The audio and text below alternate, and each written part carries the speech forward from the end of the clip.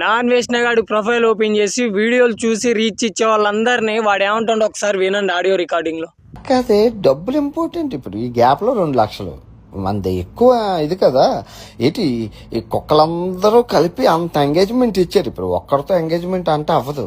ఆ కుక్కలందరినీ రెచ్చగొట్టి వాళ్ళని పిచ్చెక్కించి ఎంగేజ్మెంట్ తెచ్చుకున్నాను నేను. అలా కాదే చిన్న గదిలో ఉన్న వాళ్ళ కాలకే అన్ని తెలివితేటలు ఉంటే దేశాలు తిరిగేటోడిని చదరంగం ఆడుతాడు. నాకు తెలీదా ఎవరిని ఎలా ఆడుకోవాలో ఎలా కొట్టాలో తెలిసి అందరినీ ఆ టైంలో అలా ఎప్పటికప్పుడు మాట్లాడి కాదే నాకు తెలియకూడదు. ఇప్పుడు ఒకసారి మాట్లాడేటప్పుడు నువ్వు రికార్డ్ చేసుకుంటావు అని తెలిసినప్పుడు 100 సార్లు ఆడుతూనే మాట్లాడతారంటే ఎర్రిపప్పు ఎవరు ఆడా నేనా?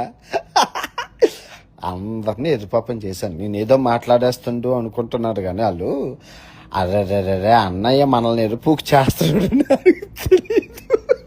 తెలిసిన రోజు నేలకేసుకొని బుర్ర కొట్టుతాడు. అంటే నీకు ఎలా చెప్పాలంటే భుజి జాగ్రత్తగా విను. నేను కొందరు కుక్కల్ని తయారు చేసుకొని ఉంచుకున్నానే. వాళ్ళు అరుస్తేనే నాకు మజా. వాళ్ళు పొరపాటున అరవడం మానేశారంటే నాకు కోపం వచ్చేస్తుంది. మళ్ళీ వాడు అలిచేలా నేను ఏదో ఒకటి చేస్తాను. వాళ్ళని రెచ్చగొట్టడం, ఏదో ఒక ఫోన్ చేసి కంటెంట్ ఇవ్వడం, ఏదో నాకు ఎండ్ ఆఫ్ ద డే నాకు కావాల్సిందే కుక్కలు అరవడం.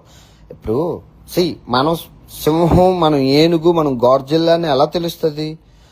ఒక్కడు అరిస్తే ఓకే, కానీ అక్కడ 100ల్లో 1000ల్లో కుక్కలు అరుస్తున్నప్పుడే కదా నా యొక్క పవర్ తెలుస్తుంది అవతల వాళ్ళకి. అది నేను అది ఇదంతా ఎంగేజ్మెంట్ కింద మనం క్యాష్ చేసుకోవాలి. ఎన్ని బాణాలు వేసినా still iron man the hero అన్నట్టు in front of the media నేను నిలబడి నా ఛాతి చూపించి దా కొట్టరా అని అన్న ధైర్యం నాకు ఉంది. వాళ్ళకి లేదు, భయం. చూడు హేజూడ్ గారికి చిన్న వార్నింగ్ ఇచ్చాను, పడ్డరా. అది ఆ భయం క్రియేట్ చేయగలగాలి ఆ నాన్వేషణ అంటే.